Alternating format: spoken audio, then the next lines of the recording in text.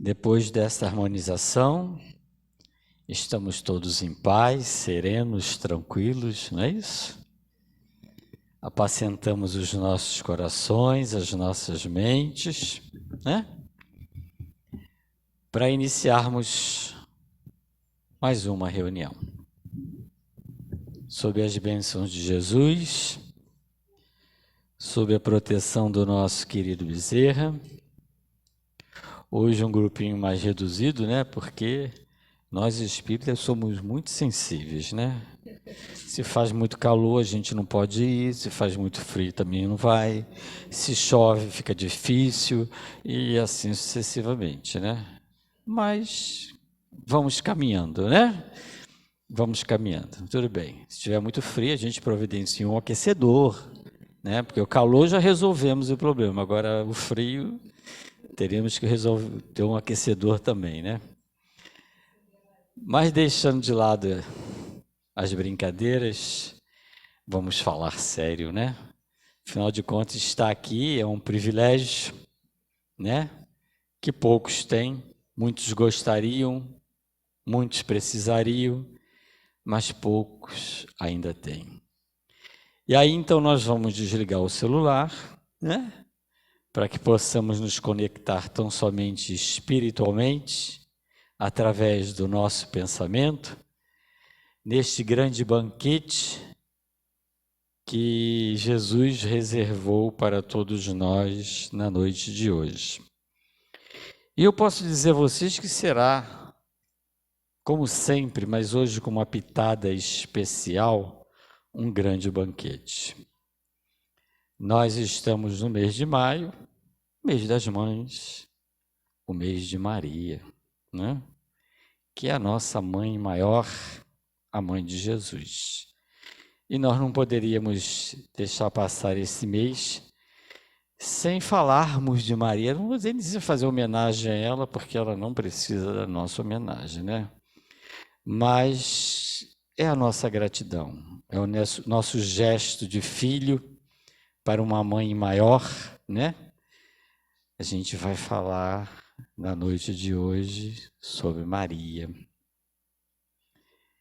E, a meu ver, a opinião minha particular, que ninguém nos ouça, não vejo ninguém melhor para falar de Maria do que a Regina. Entendeu? Então, por isso, ela foi convidada. Não foi nenhum convite, foi assim uma intimação, assim, quase em cima da hora, mas ela sempre pronta e disposta, aqui está para nos agraciar. E eu vou falar muito pouco, porque precisamos usar o tempo para aquilo que é de mais importante. Outros dias eu falo mais, tá bom? Do livro Vigiai e Orai, de Carlos Barcelo, pelo irmão de José. Hoje a mensagem tem como título O Amor e a Verdade. Tudo passará. Juventude, beleza, saúde, dinheiro, posição social. Teorias equivocadas não resistirão. Enganos cederão à evidência dos fatos.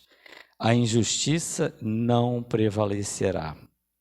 Ninguém detém o carro do progresso que esmaga sob as suas rodas os recalcitrantes. Os poderosos envelhecerão. Reis rolarão do trono. Apenas o amor e a verdade permanecerão inalteráveis ante o olhar severo do tempo. Dentro de ti, todas as ilusões breves se farão em cinza. Não te arredes do que for bom, e nem te afastes do que for justo. As hecatombes morais da alma, apenas o amor e a verdade te ajudarão a sobreviver. E em seguida vamos à prece com a nossa irmã Aline. Boa noite, meus irmãos. Renovados pelo ideal da paz, aqui nos encontramos para agradecer, principalmente, por esses momentos destinados às consciências aqui presentes dos dois planos da vida, para esse momento de aprendizado. Tu nos dissestes, ó Pai, que onde houvesse um ou mais reunidos em seu nome, você aqui estaria. E nos sentimos plenos por essa integração cósmica contigo. A sua mensagem nos direciona ao caminho, à verdade e à vida. E que através do teu alfabeto divino, possamos sentir o raiar da esperança a envolver a todas as consciências filiadas em planeta Terra na senda do bem. Somos felizes pela proposta de educar os nossos sentimentos de mãos dadas contigo. E nesta noite fraterna, endereçando paz a cada um de nós, pois através dessa paz iremos começar a elaborar um mundo de harmonia, equilíbrio e amor, é que agradecemos por estar presentes nesse banquete de luz. Nossa irmã Regina irá hoje falar da nossa querida Mãe Santíssima. A energia já se faz plena no nosso ponto de luz e que as benesses do aprendizado envolvam a todos. Bezerra te abençoe, tia Regina, e recebendo o abraço caloroso da paz e do nosso amado benfeitor, damos início à reunião Amor e Caridade, agraciados pela essa chuva de bênçãos, te dizendo simplesmente gratidão pela oportunidade do aprendizado. Que assim seja, graças a Deus. E assim, então, passamos a palavra à nossa irmã.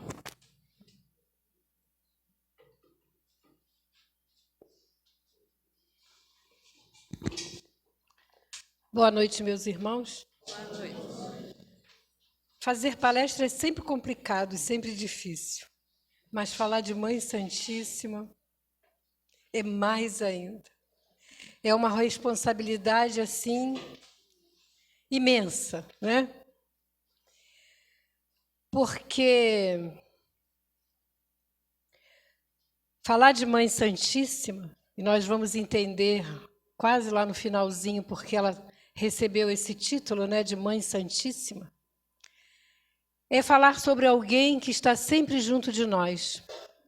Mesmo que nós não lembremos dela, ou mesmo que nós não oremos, né, solicitando a sua intercessão, tenham a certeza, ela estará sempre junto de nós. Porque ela mesmo disse que ficaria conosco. Esse espírito de escola, esse espírito especial, já recebeu a incumbência de passar para planos espirituais mais elevados. Mas por amor por nós, ela continua no orbe terrestre. E aí a gente vê a grandiosidade que é esse espírito, a grandiosidade que é Maria. Lá na espiritualidade benfeitora, quando Jesus recebeu a incumbência, porque já fazia parte dos Cristos, e recebeu a incumbência da terra, como governador da nossa terra, houve uma reunião onde foram escolhidos os pais de Jesus. E a gente precisa entender e compreender que Maria e José não era qualquer espírito.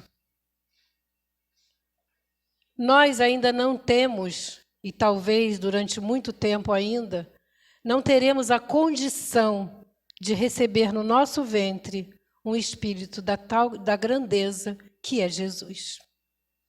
E Maria foi escolhida porque ela já era um espírito puro. José foi escolhido porque também era um espírito de escola. E aí a gente observa nos evangelhos e a gente observa nas pesquisas que quase não se fala de José. Mas José não era qualquer José. José era alguém muito especial. E ele era tão especial que ele humildemente se recolheu para que Maria e Jesus tivessem, então, a importância do que aqui vieram fazer.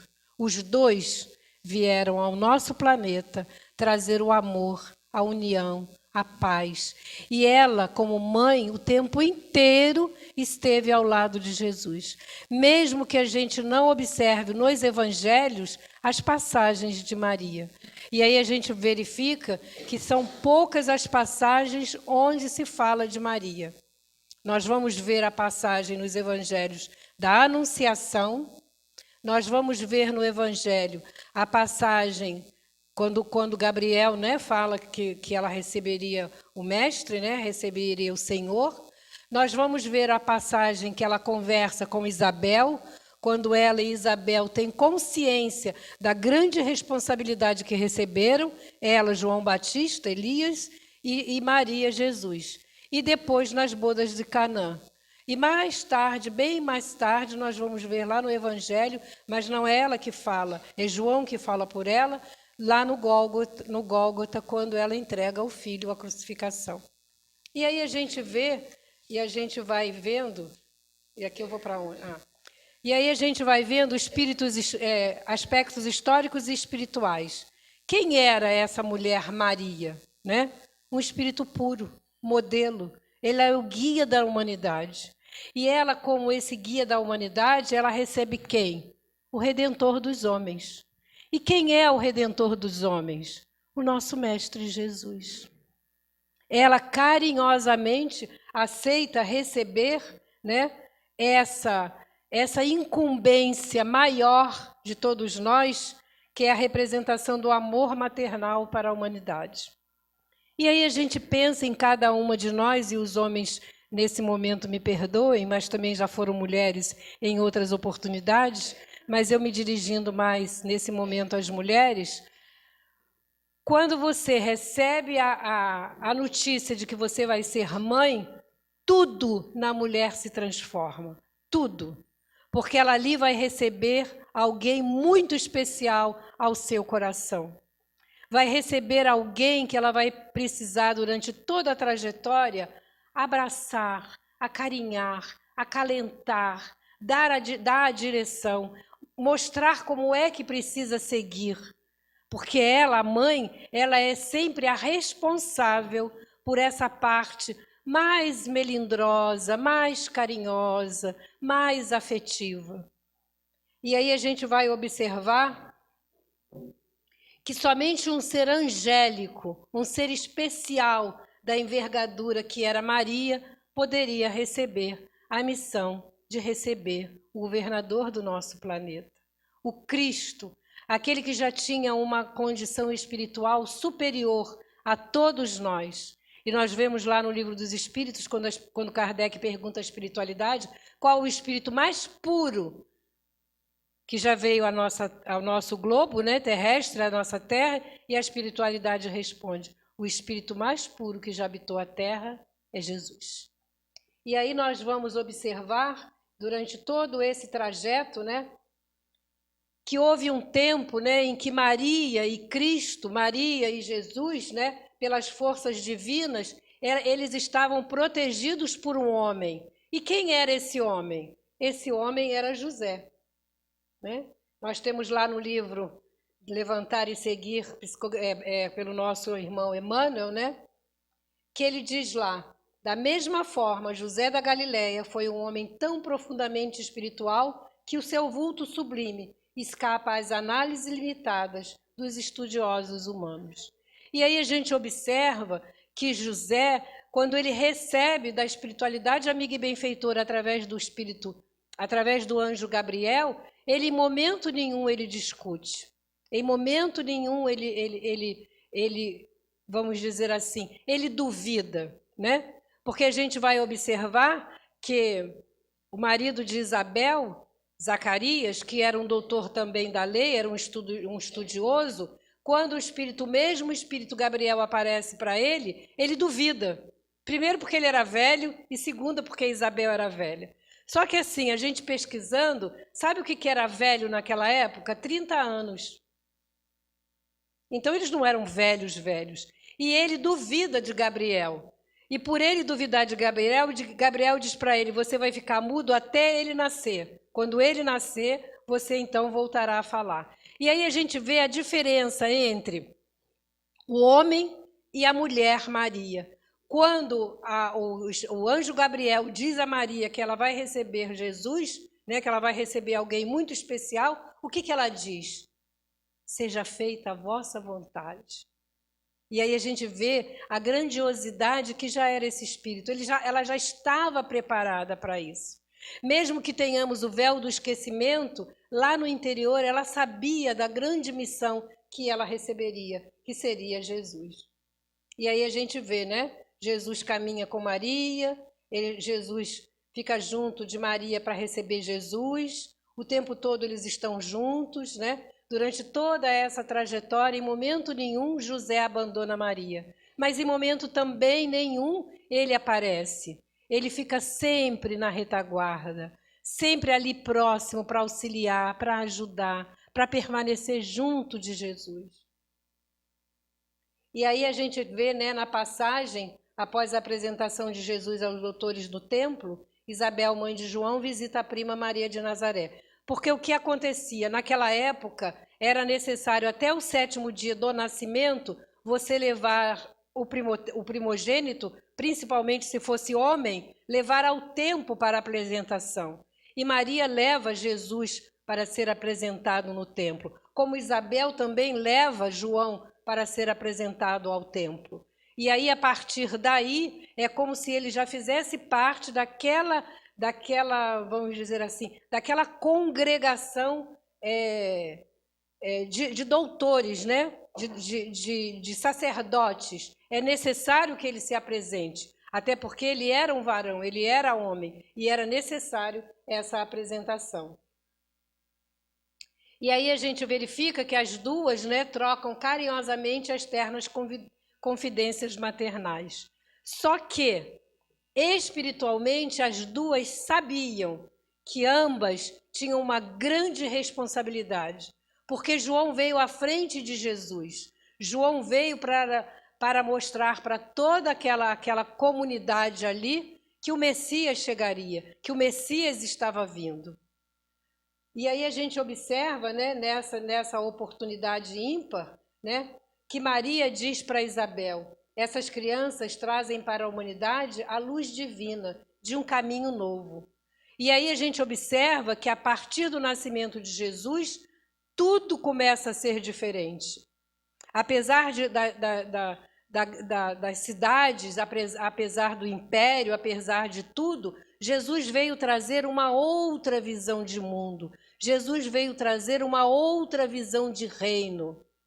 Apesar de Roma, né, apesar de toda aquela pompa e de toda aquela suntuosidade, Jesus veio dizer que tudo aquilo ali era supérfluo, que tudo aquilo ali passaria, que nada daquilo era importante. E aí a gente verifica que tudo isso, né, essa passagem de Jesus, essa caminhada de Jesus desde o berço, a sua trajetória, ela sempre foi envolvida, ela sempre foi protegida por Maria, porque ela sabia da grande responsabilidade que era receber o Mestre, receber o divino em seu ventre, e ela precisava ter todo esse carinho e toda essa atenção, porque ela sabia da grande obrigação que ela tinha em conduzir Jesus até a sua missão. E aí, viu, após a apresentação de Jesus aos doutores da lei no templo, né, Isabel, mãe de João, visita a prima Maria em Nazaré. Trocam carinhosamente as mais ternas com... Clarinha botou o pendrive que eu já... Mas vai, está repetido. A mãe fala com carinho sobre a personalidade de Jesus. E aí a gente traz aqui, né, uma foto de como é Nazaré hoje. Não naquele tempo, mas como ela é Nazaré hoje, né? Então Isabel vem até, né, a casa de Maria para se encontrarem.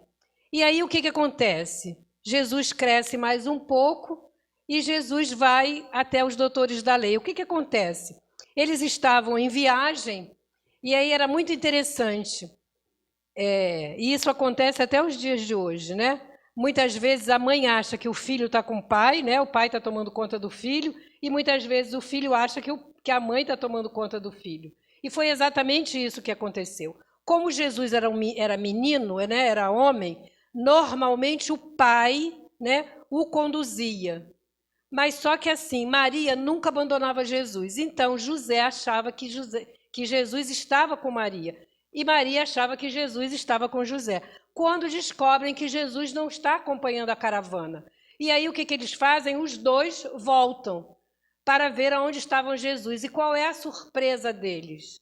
Jesus está junto com os doutores da lei. Ele estava dialogando com os doutores da lei, porque ele sabia que ele vinha trazer a mensagem do Pai. Ele vinha trazer tudo aquilo que o Pai solicitou que ele trouxesse para todos nós. E aí o que acontece? Maria, muito preocupada, vai lá e Jesus fala para ela: calma, minha mãe, tudo está em ordem, tudo está de acordo com o que tem que estar. E aí depois o que acontece? Ela leva Jesus até Eleazar, né, o sacerdote do templo, e fala a José sobre Jesus. O que ele vai, na verdade, lá pedir, né? Ele vai pedir que Jesus seja iniciado, né, nas coisas do templo. E aí é muito interessante que a gente, quando faz palestra, assiste um monte de palestra, né? Aí eu assisti Simão Pedro, assisti Haroldo Dutra, Arthur Valadares, assisti um monte deles, né? E aí é muito interessante que Simão Pedro fala assim: Maria, como toda mãe, vai lá interceder pelo filho, né? Vai lá pedir alguma coisa pelo filho, né? Ah, recebe meu filho aí, ajuda ele, dá a iniciação, né? Maria vai até lá o sacerdote do templo para solicitar que ele receba Jesus. Mas Jesus diz a Maria: acaso não tenho testemunhado a minha comunhão com o Pai que está no céu? O que Jesus naquele momento quis dizer para a mãe? Mãe, não se preocupe comigo. Tudo aquilo que aqui eu vim fazer, eu já sei como fazer. Ou seja, nós temos o véu do esquecimento porque nós somos ainda muito, mas muito pequeninos. Nós temos o véu do esquecimento porque nós ainda temos muitos acertos. Nós temos o véu do esquecimento para que nós não nos defrontemos com o nosso inimigo e queiramos novamente matá-lo. Então, o véu do esquecimento faz com que a gente nasça junto dos nossos inimigos, algozes, para que possamos aprender a amar. E é através de várias encarnações juntos que aprenderemos o amor. Mas não era o caso de Jesus. Jesus não tinha um véu do esquecimento. Ele tinha certeza da missão dele. Ele tinha certeza do que ele veio. E Maria, né, muitas vezes, como mãe preocupada, tinha muito o quê? Muito temor, muita preocupação do que poderia acontecer com Jesus. Por isso ela se preocupa e pede, né, que oriente, que o sacerdote do templo o oriente. Mãe, toda a preparação útil e generosa no mundo é preciosa. Entretanto, eu já estou com Deus. Porque ele era, e muitas vezes a gente escuta isso, né? Jesus era o médium de Deus. Ele sabia tudo que o Pai queria que ele trouxesse para a nossa terra. Tudo que ele precisava ensinar para todos nós.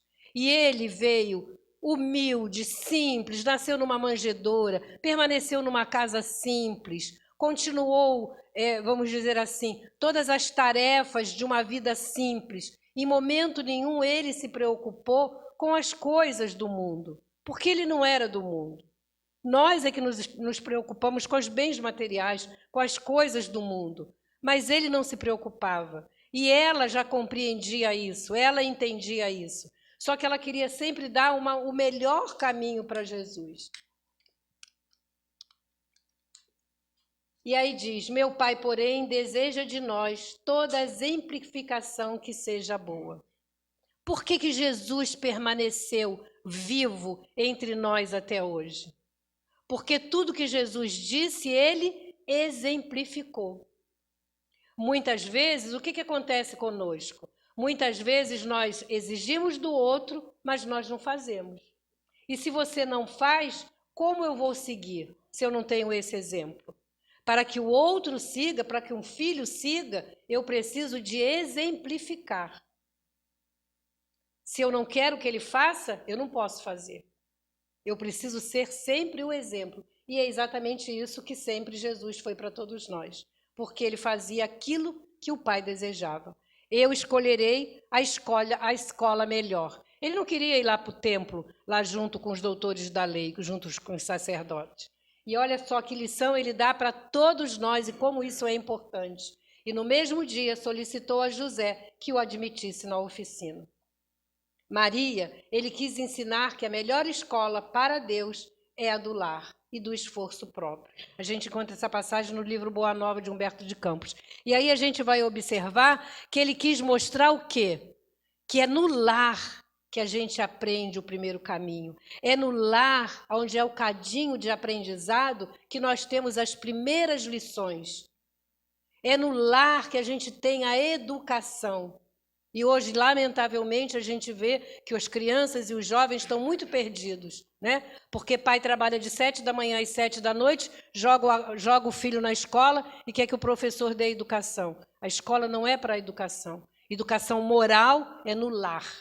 É o lar que é o cadinho de aprendizado. É o lar que eu preciso burilar a pedra preciosa que eu recebi. Mas só que eu recebo essa pedra preciosa bruta. E essa pedra preciosa precisa ser lapidada. E a lapidação é exatamente o quê? A educação. É sim, sim, não, não. E aí a gente observa, então, né, que Jesus vai ao encontro, né, de José e lá ele aprende a profissão da carpintaria, ele começa lá a aprender as primeiras letras e a gente observa o carinho especial de José com Jesus. O amor e a verdade. Jesus fala com João Batista diante da bela paisagem que se descortina nos altos de Nazaré. Seria na terra a primeira combinação entre o amor e a verdade para a conquista do mundo. Jesus sabia da importância do nosso querido João Batista. E João Batista sabia da importância do nosso querido Jesus. Então a gente observa que um e o outro estavam sempre entrosados. E as mães, Maria de Nazaré e a sua prima Isabel, sabiam dessa grande responsabilidade que tinham recebido, esses dois espíritos que levariam à frente a boa nova. Isabel então pergunta para Jesus: não queres vir conosco? E Jesus profeticamente: João partirá primeiro. E a gente sabe que realmente João Batista parte primeiro, porque João Batista tinha um acerto muito importante a ser feito. João Batista, como Elias, lá em Baal, ele tinha decapitado vários sacerdotes que não estavam de acordo com aquilo que ele desejava. E aí, então, ele nessa encarnação, ele necessitava partir dessa maneira, para que ele pudesse entender e compreender que só o amor refaz a vida da gente, que só o amor nos conduz à verdadeira pátria. E aí a gente tem lá, né, a fala de Jesus com João Batista. É só para a gente relembrar um pouquinho, que nós já estivemos com certeza nesses lugares, né? Não nessa encarnação, mas em outras encarnações. E aí é uma coisa muito interessante, né? Que quando a gente começa a montar a palestra, quando a gente começa a ver essas imagens, né? A gente reporta, né? A nossa mente se reporta a esses lugares. Como eram esses lugares? Como estão esses lugares hoje? Como foi a passagem de Maria? Como foi a passagem de Jesus nesses lugares? E aí a gente para analisar e refletir. Nós, encarnados, nessa oportunidade ímpar, nós estamos tendo a melhor encarnação da nossa existência, né, da nossa trajetória espiritual. A melhor, gente, esse é o melhor momento, é o momento que a gente precisa aproveitar, mudar a nossa trajetória, mudar o nosso caminho, mudar a maneira de pensar, vamos nos espelhar em Maria e em Jesus, simples, humildes, solícitos, amantes, né? Amantes do amor de verdade. Como isso é importante. E aí a gente vai, né, às bodas de Caná. E aí a gente vê, né, em linguagem clara e precisa, uma ocorrência única que se dá em clima de alegria, na qual Jesus participava dos júbilos gerais. Ele foi a um casamento, né? Início da primavera, a beleza da natureza com flores, pássaros e paisagens deslumbrantes, foi escolhido esse mês, então, para esse casamento, né?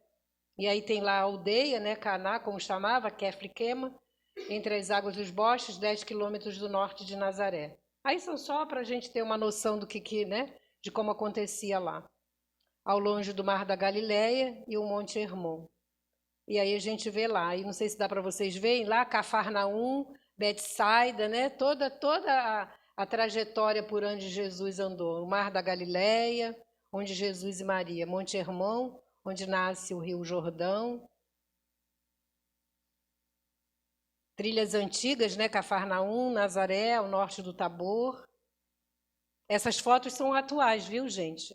Pelo menos é o que diz lá né, onde a gente pesquisou. E aí a gente chega lá, né, no casamento, que é o encontro.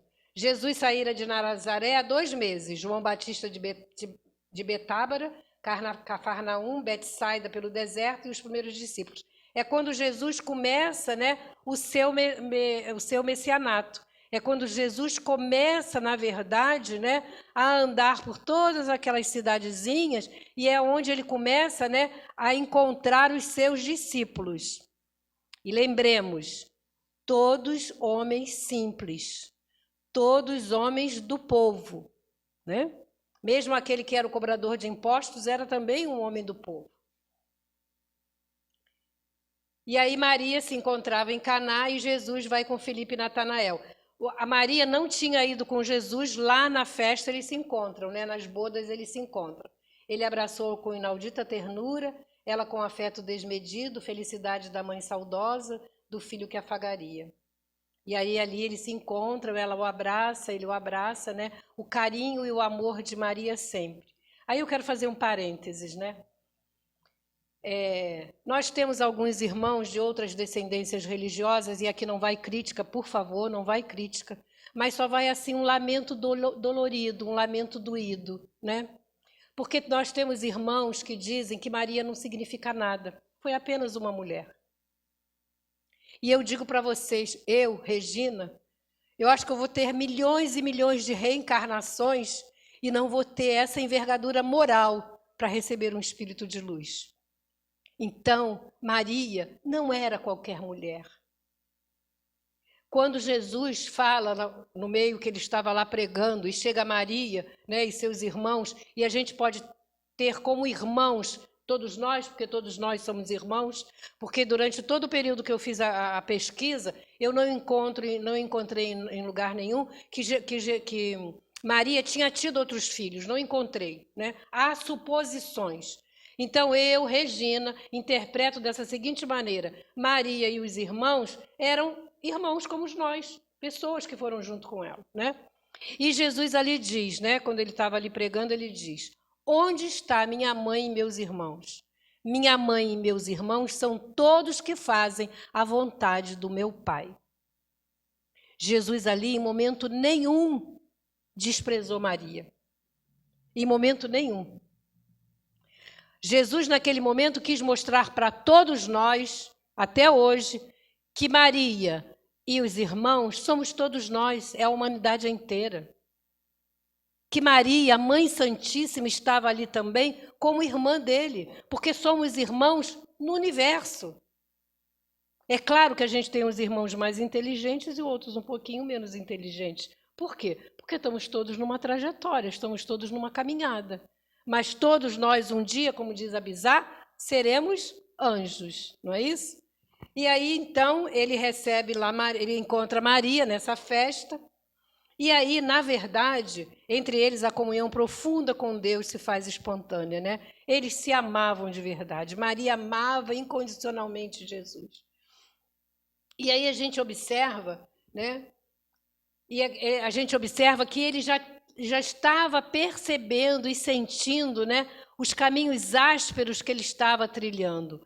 Quanto era difícil que as pessoas entendessem e compreendessem a sua missão. Como isso era importante, né? Que a gente pudesse ter aproveitado essas oportunidades e nós não aproveitamos, mas nós estamos aproveitando hoje. E aí ela diz que o seguiria depois com a alma dilacerada. Porque quando ela leva, lá na frente, quando ela leva Jesus ao templo, né, para o sacerdote, ele diz para ela que ele era toda pureza, ele era todo envolvido de luz, mas que um dia uma espada atravessaria o seu coração. E aí a gente sabe, né, da dor infinita que é de uma mãe perder um filho. E aí, continuando ainda lá, né, nas bodas de Canaã, ainda fala no livro Quando Voltar a Primavera, de Amália Rodrigues, diz: vida de todas as mães, em particular daquelas que doariam seus grandes filhos. E aí a gente vai observar nós, né? Eu falo nós, mulher, porque eu sou mulher, nós, mães, todas aquelas que são mães, todas, em um momento da nossa vida, em um momento da nossa existência, já choramos. Já choramos de sofrimento, já choramos de dor, já choramos da incerteza, já choramos por um filho que adoece, já choramos por não saber o que vai ser do futuro. Qual mãe não se preocupa com o filho? E eu costumo dizer que às vezes as pessoas criticam que a mãe do marginal, quando vê ele assassinado lá no chão, ela se ajoelha e diz: meu filho, porque ele é filho dela. E uma mãe não gera um filho 9 meses, gente, para ser um bandido, para ser um marginal. Uma mãe gera um filho com todo carinho, com todo amor, na certeza de que aquele espírito vencerá, de que aquele espírito será um homem de bem. Todas as mães, sem exceção, seja uma mãe de um castelo, uma mãe de uma choupana, é mãe. É um sentimento especial, é uma doçura inexplicável. E Maria Santíssima era essa mãe, preocupada com Jesus. E aí a gente observa, né, lá na cidade de Caná, mas essa é a cidade hoje, viu, gente? Olha como é que ela é bonita, né? Ainda tem um arco-íris lindo, né?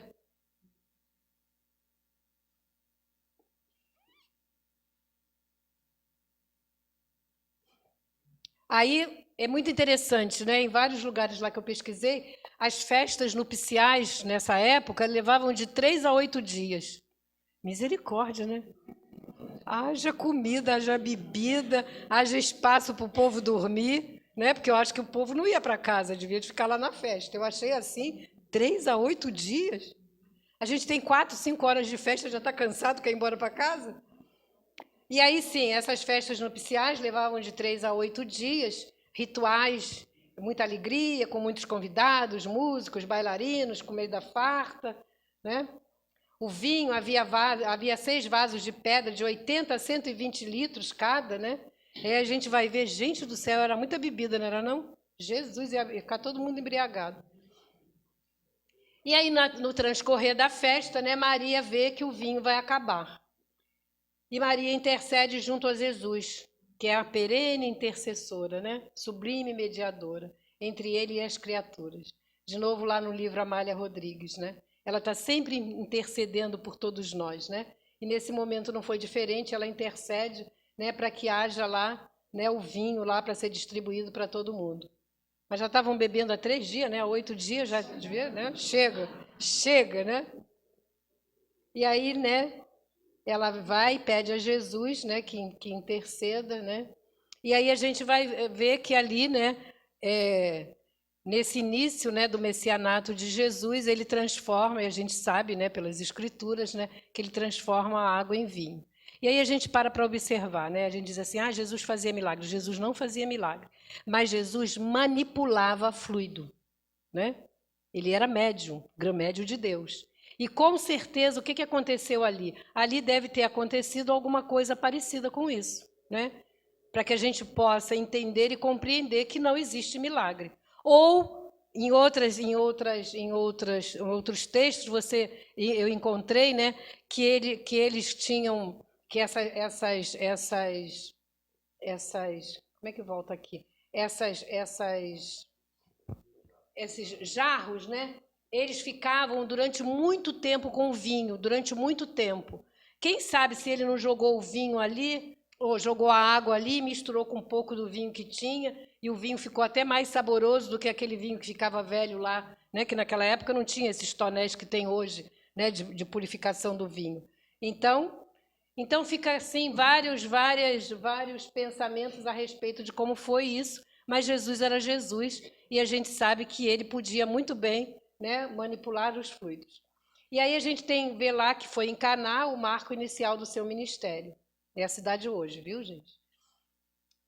E aí, lamentavelmente, Jesus passa toda a sua trajetória lá do seu messianato e Maria sempre acompanhou Jesus em anonimato. Maria não aparece. Se lermos todos os evangelhos, Maria não aparece, mas ela esteve o tempo todo junto de Jesus. E aí a gente vai observar, né? Vamos observar nós, mães. A gente não está o tempo todo junto dos nossos filhos, não é? Eles seguem a sua trajetória, eles seguem a sua caminhada. Mas Maria nunca deixou de estar junto. Assim como nós, nossos filhos caminham, mas a gente está sempre por perto, né? Sempre observando. E foi exatamente o que aconteceu com Maria. E aí chega, né, o momento mais doído e o momento mais doloroso. E aí o vulto agoniado de Maria com João e as amigas. Quem são essas amigas, né? Maria Madalena e Maria de Cleofas, né? São as duas Marias que estão junto de Jesus e João Batista e João Evangelista. São estes que seguem junto com Maria até o Gólgota, né? Corrente infinda de lembranças, aí Maria ali, né, junto à cruz, Maria relembra toda a trajetória de Jesus, o seu nascimento, a sua infância, o trabalho, a missão dele, as mais doces reminiscências, não é, daquele filho amado e daquele filho querido.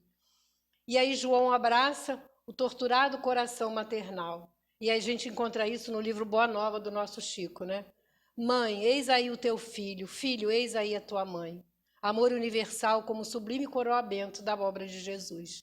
Quando ele entrega Maria a João, ele entrega Maria a todos nós. A todos nós.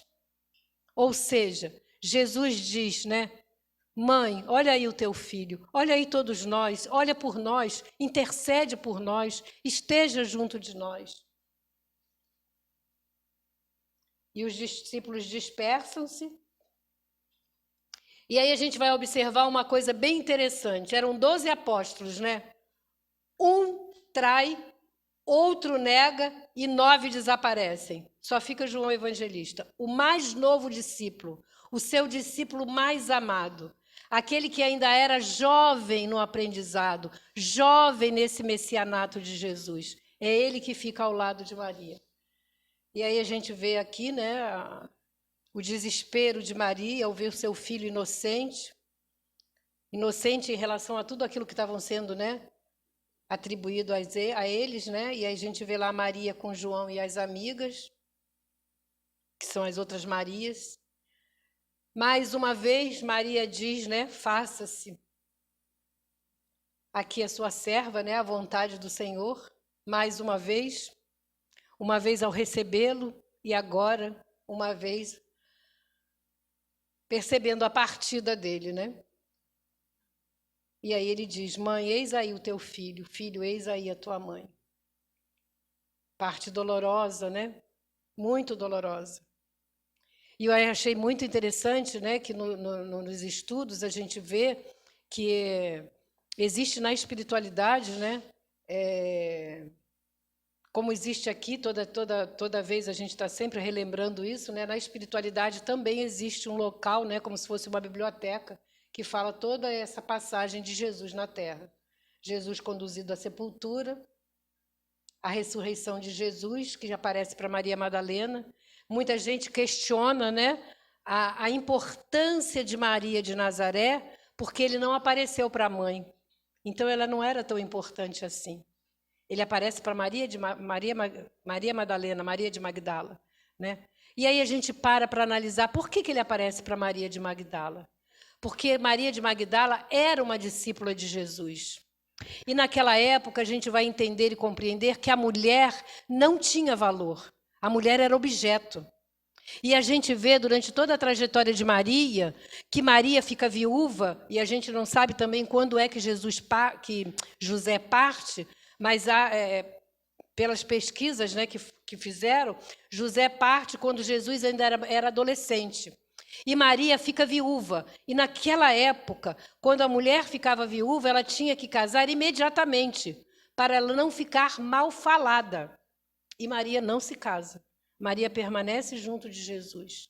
Maria permanece andando em todos os lugares onde Jesus vai.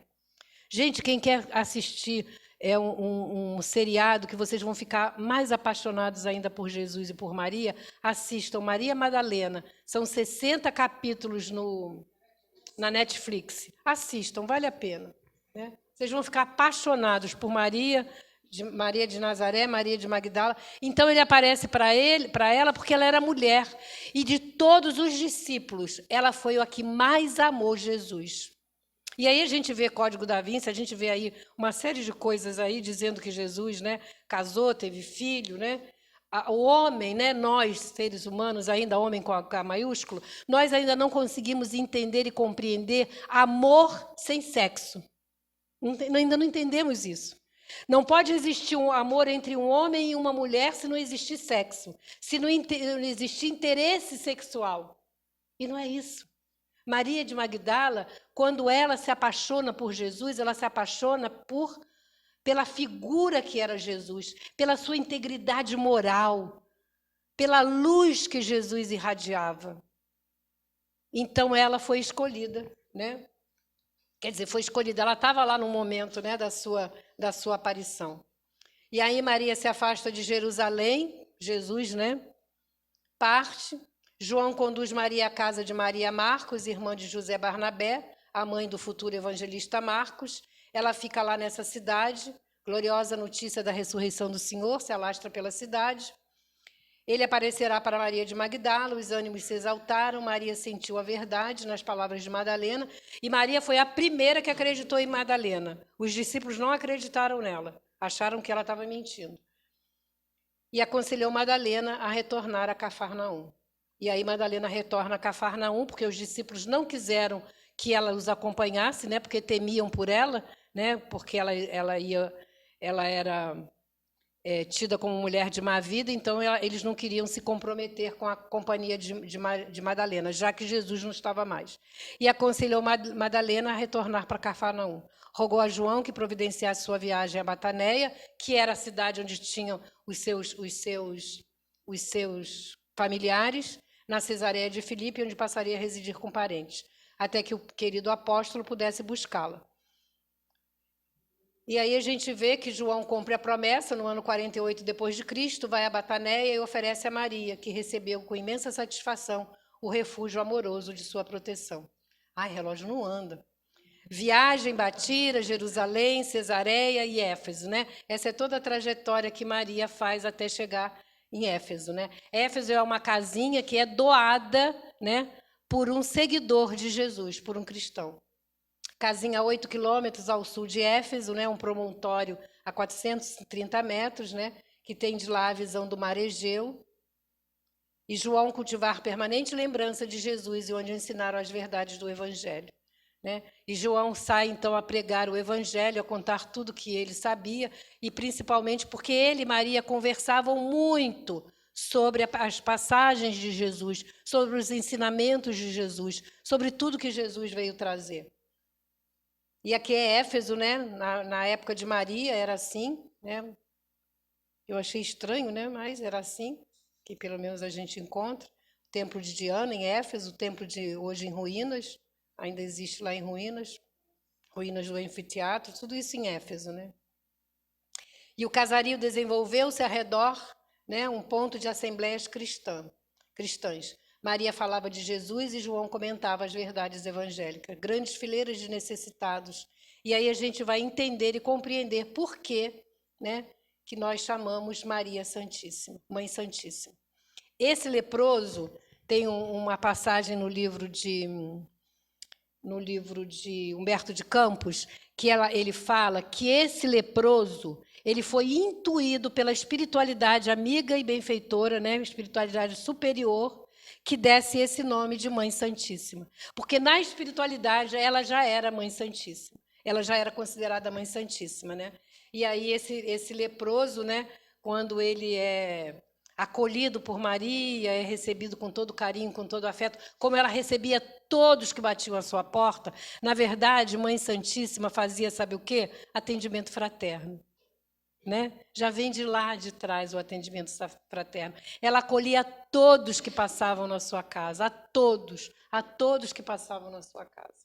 E aí um desses leprosos, né, que recebe a bênção do abraço de Maria, ele então chama ela de Mãe Santíssima. E a partir daí então fica consolidado, né, Maria de Nazaré, nossa Mãe Santíssima. E aqui isso é hoje, né, gente? É atual. O acesso à casa de Mãe Santíssima. E aí fica no cume do Monte Coresur, a 8 quilômetros da cidade de Éfeso. João carinhosamente trouxe-a para morar nesse local, né, nesse belo local, que fica a 430 metros acima de Éfeso, de onde se descortina belíssima vista do mar Egeu. As ruínas foram reconhecidas após 15 anos de estudo pelo Vaticano. E o que hoje visitamos trata-se de uma réplica da casa original. Aqui tem o mar Egeu, né, lá de cima da casinha dela, ela viu o mar Egeu. Mãe Santíssima viu o mar Egeu. E aí é muito interessante, porque Paulo de Tarso, né, no livro Paulo e Estevão, né, ele avista com Maria, ele esteve 2 vezes com Maria em Éfeso. E ele tinha o intuito, ele tinha a vontade de escrever sobre Jesus. Mas ele precisava de continuar a sua trajetória, né, o seu messianato, divulgando a doutrina, né, divulgando Jesus, divulgando o cristianismo. E aí ele pede a quem? Ele pede a Lucas, que se aproxime de Maria, e através de Lucas é que nós vamos ter o evangelho que mais fala de como Maria enxergava, né, toda a passagem de Jesus. Os outros evangelhos são escritos pelos apóstolos, né, pelos discípulos. Mas o evangelho de Lucas é escrito exatamente como Mãe Santíssima contou para Lucas. Impossibilidade de fazê-lo, né, envia Lucas a Éfeso, né, considerava esse trabalho de vital importância, né, para o cristianismo. E aí Maria em Éfeso, né, anos passam e Maria toma conhecimento das primeiras perseguições. Maria fica sabendo lá em Éfeso que em Roma, né, no Coliseu, as pessoas eram atiradas às feras porque eram cristãs. Todo aquele que se dizia cristão, né, era jogado às feras e era um espetáculo onde todo mundo ia para ver os cristãos serem comidos pelos leões. Era um espetáculo como se a gente fosse no cinema, fosse no teatro, fosse, né? Minha mãe, venho fazer-te companhia. Aí aparece para ela, na casinha dela em Éfeso, um pedinte, né? Minha mãe, venha aos meus braços, venho buscar-te. Meu pai quer que sejas, no meu reino, a rainha dos anjos. Esse pedinte, ele bate lá na casinha dela em Éfeso e ela só o reconhece pelas chagas das mãos e dos pés. Aí ela reconhece que é o filho. E quando ela reconhece que é Jesus, o que Mãe Santíssima faz? Ela se ajoelha diante de Jesus. E ele não permite. Ele levanta a Mãe Santíssima e se ajoelha aos pés dela e abraça a Mãe Santíssima. Olha a envergadura moral desse espírito, né? Maria cambaleou, tomada de inexpressível ventura. O corpo paralisado já não falava. Essa passagem está no livro A Boa Nova, né, de Humberto de Campos. E aí a gente tem os momentos finais de Maria entre os amigos, né? Os apóstolos são avisados, né, do momento, né, de Maria. João chega para assistir seus últimos instantes. Aquela alma eleita se elevou da terra. Multidão de entidades angélicas e Maria revê a Galileia. Lembrou-se dos discípulos perseguidos em Roma e desejou abraçá-los nas sombras do cárcere do Esquilino. E aí tem a desencarnação, né, de Maria, multidões de entidades angélicas a cercaram cantando hinos de glorificação. Imagino, né, como deve ter sido lindo, né, gente? A espiritualidade benfeitora recebendo esse espírito de escol, né, que foi Maria. E aí Maria, né, quando ela sabe que estão morrendo pelo seu filho, né, porque estavam seguindo o seu filho, né, os ensinamentos do seu filho, ela deseja rever a Galileia, ela deseja ir à Galileia, onde seu filho querido pregou a doutrina do amor. E aí ela vai, né, lá no Coliseu, né, e lembrou-se de abraçar os primeiros cristãos martirizados em Roma. Coliseu em Roma, né? E aqui são os corredores, né, gente? Os corredores por onde os prisioneiros, né, os cristãos passavam para chegar até lá ao centro do anfiteatro, né, para serem devorados pelas feras. Desejou deixar-lhes a força da alegria. E aí ela chega, ela vê todos aqueles sofredores ali, ela chega em cada um deles e abraça, né? Abraça. E aí ela chega perto de uma moça bem jovem, e ela diz para ela, né? Tenha bom ânimo, crê em Jesus, não desista de Jesus. E aí ela pede para que a menina cante, né? Convertemos as nossas dores da terra em alegrias para o céu. A caravana conduz ao reino do Mestre Jesus, a bendita entre as mulheres. E ali, naquele momento, quando ela pede que a menina cante, todos entoam também o mesmo cântico. E eles entram na arena cantando. E quando eles entram na arena cantando, a espiritualidade amiga e benfeitora envolve a todos eles, né? E a plateia fica muito decepcionada porque normalmente eles começam a correr de um lado para o outro, né, para fugir das feras. E eles entram pacificamente e se deixam ser destroçados pacificamente. Por quê? Porque Mãe Santíssima estava junto de todos eles, né? A energia de mãe estava junto de todos eles. E aí a gente vê, né, que naquele momento em diante estaríamos sob a tutela de uma das mais importantes agremiações pertencente à Legião dos Servos de Maria, chefiada pelo grande Espírito Maria de Nazaré, ser angélico e sublime, que na terra mereceu a missão honrosa de receber Jesus com solicitudes maternais. Jesus a Aníbal de Silas sobre os suicidas. Entreguei-os de há muito à direção de minha mãe, porque só a inspiração maternal será bastante caridosa para erguê-los para Deus. E essa passagem está no livro, né, Memórias de um Suicida, né, de Camilo Castelo Branco, psicografado pela nossa saudosa Ivone. E aí a gente vê que Mãe Santíssima se torna intercessora dos suicidas, porque ela percebe, entende, compreende, né, que todos aqueles que partem, que tiram a sua vida, são tão ainda, vamos dizer assim, incompreensivos, né, das realidades da vida. Porque se cada um de nós souber realmente que a nossa tarefa é a encarnação, é passar por todas as tribulações e sairmos dela vitoriosos, nós jamais pensaríamos em acabar com a vida. E aí Maria, né, a Legião dos Servos de Maria, e ela cuida dos suicidas do mundo. E aí temos lá a bendita entre as mulheres, né?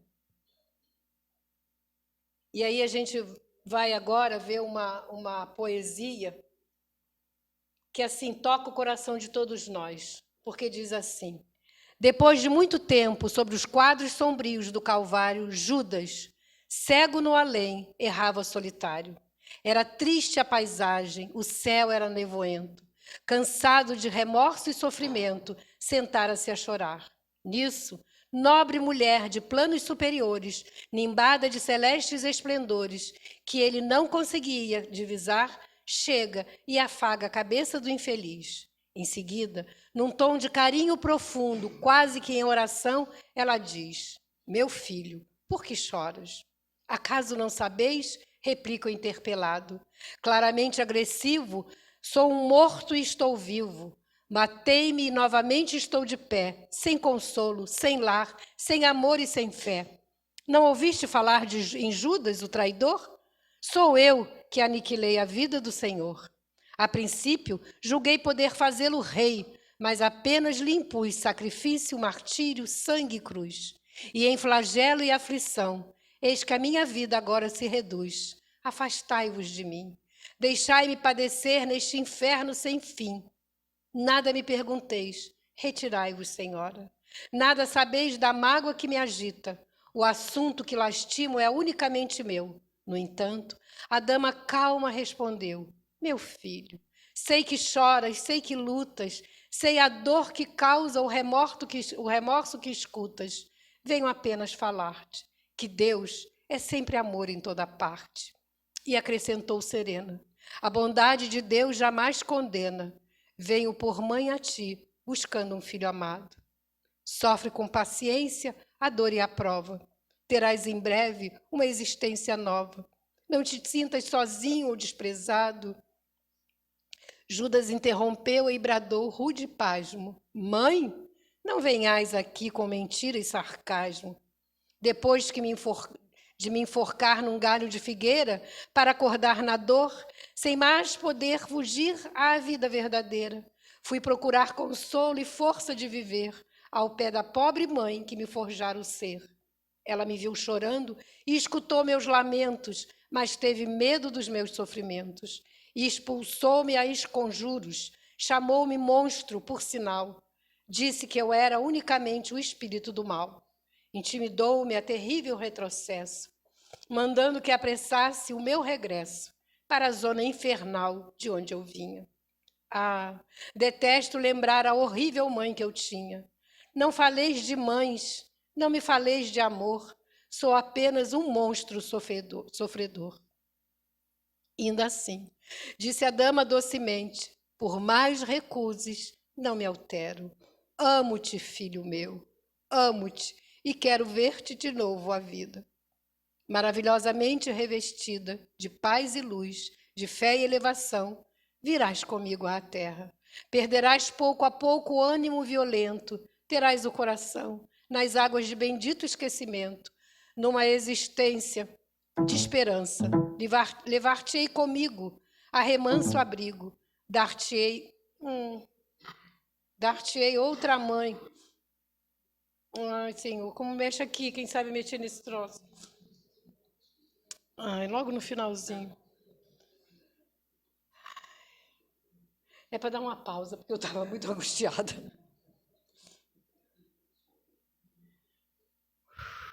Dar-te-ei outra mãe, pensa e descansa. E Judas, neste instante, como quem olvidasse a própria dor gigante, ou como quem se desgarra de pesadelo atroz, perguntou, quem sois vós?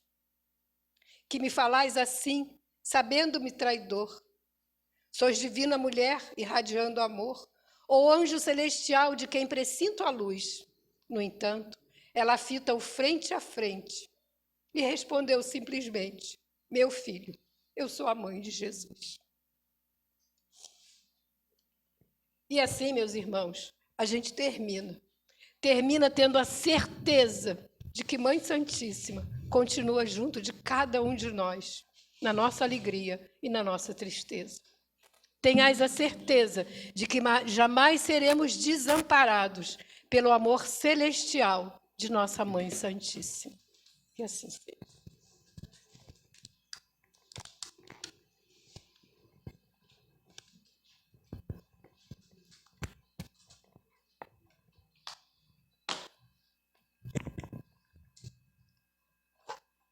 Pois é, nada a acrescentar, né? É nos sentirmos envolvidos por essa energia de Maria, é estarmos agradecidos pela Regina sempre se disponibilizar a trazer a sua mensagem, e uma mensagem recheada de emoção, né? É o que passa a todos nós. Então, é só dizer muito obrigado a Maria, que está sempre conosco, e a Regina, que aqui veio trazer a sua preciosa colaboração a todos nós. E dando prosseguimento, nós vamos aos nossos passos.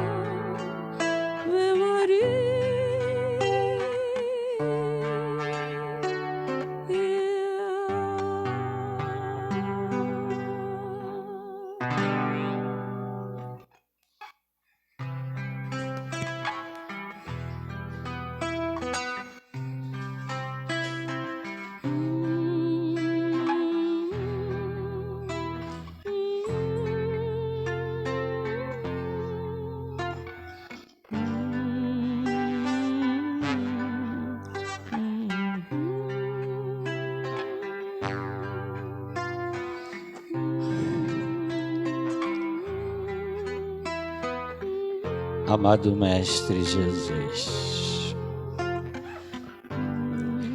é hora de agradecer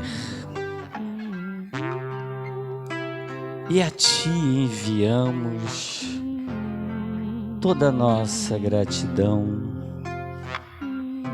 pelo muito que Tens nos oferecido nessa nossa caminhada. Mas permita-nos, Jesus querido, que hoje dediquemos a nossa prece especial à nossa querida Mãe Santíssima. A Ti, querida Mãe, somos todos gratidão. Envolvidos por esta energia que paira entre nós, cabe-nos reconhecer, Tu, Mãe querida, que com este coração materno estás sempre a nos envolver, a nos amparar, consolando as nossas dores, suavizando nossas angústias, com este imenso coração materno. Somos também sabedores que na maioria das vezes não lembramos de Ti. Esquecemos de reconhecer que Tu, Mãe Santíssima, intercedes sempre por todos nós, junto ao Teu Filho Jesus. E que com a luz de que já és possuidora, iluminas sempre os nossos caminhos, envolve-nos, protege-nos, Mãe querida. Aceite a nossa gratidão sempre por tudo, por todos os momentos que nos consola, sem mesmo percebermos. Mas é lógico, Mãe querida, que ainda precisamos tanto do Teu amor. Por isso, intercede junto a Teu Filho Jesus, pelo nosso planeta, por todos nós que aqui estamos caminhando de uma forma ou de outra, cada qual percorrendo o caminho que lhe é próprio, com mais ou menos dificuldades, com mais ou menos fé, mas estamos caminhando na Tua direção, Maria querida, que é a direção de Jesus. Somos sim felizes e abençoados, porque te temos junto a nós. Por opção, não seguistes o caminho que mereces, por direito da tua evolução, mas preferistes estar junto a nós. Continue, Maria, com todos nós, especialmente os mais sofredores, que experimentam diversas vicissitudes do nosso planeta, sofredores de toda ordem, de toda espécie, vítimas de todas as catástrofes e o desamor que ainda assola o nosso planeta. Mas somos conscientes que jamais faltará o teu amor sobre todos nós. Temos a certeza que continuarás estendendo este teu manto de luz e de amor, a nos amparar, a nos proteger, a nos fortalecer nesta nossa caminhada, especialmente nos momentos de mais dificuldade e dor. Obrigado, Maria. Obrigado, Mãe Santíssima. Permanece conosco. E assim, com muita alegria, sob a tua luz, sob a tua bênção, nós damos por encerrada a reunião da noite de hoje, dando todos graças a Deus.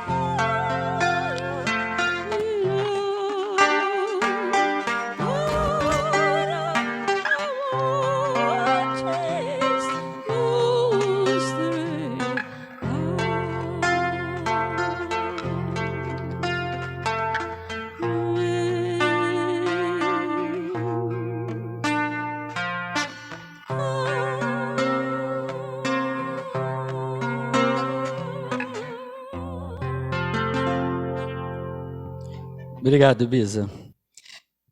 Hoje vou limitar os avisos, porque hoje nós precisamos de um pouquinho mais de tempo.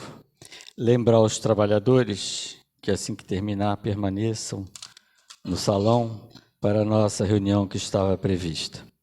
Aos demais eu só quero avisar o seguinte, no dia 8 do mês que vem, nós teremos aqui uma reunião que a gente denominou de pinga-fogo. Acho que já conhece isso, é um sistema de perguntas e respostas, né? E nós teremos aqui dois nossos irmãos que já frequentaram a casa, já vieram aqui como palestrantes, e eu acho que é conhecido da grande maioria através da Rádio Rio de Janeiro, né? Que é o nosso irmão Eduardo Araújo e a nossa irmã Miranda, que fazem o programa junto, né? Respondendo aos ouvintes. Acho que a maioria conhece. vários programas que eles estão juntos. Então, eles vão nos dar o prazer e a honra de estar aqui os dois juntos, no dia 8 de junho. E aí nós vamos fazer, não vai ser uma palestra, vai ser perguntas e respostas. Nós vamos dirigir a eles algumas perguntas. E essas perguntas serão feitas por vocês, tá? Então, desde já aviso, se quiser, lá na nossa secretaria tem um baú. Se quiserem já escrever na saída, escrevam. Quem não quiser, escreva em casa, tragam na segunda ou tragam na quarta. Ainda temos até semana que vem, ainda temos a outra semana, até uma quarta-feira, ou seja, dia 1º, né?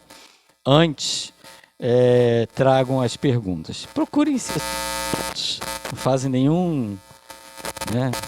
Uma coisa bem simples, tá? E claro que nós vamos fazer uma seleção, porque muitas estarão iguais. Com certeza não dará para responder todas, porque vão aparecer muito. Agora, não esqueçam, façam o mais rápido possível para que a gente tenha uma ideia da quantidade e possa fazer uma seleção de perguntas que estarão repetidas, tá? Então, se quiserem começar hoje, pegam o papelzinho lá fora, já escrevam e coloquem no baúzinho que tem lá na nossa secretaria, ok? Fica aí o convite e vamos todos na paz de Jesus.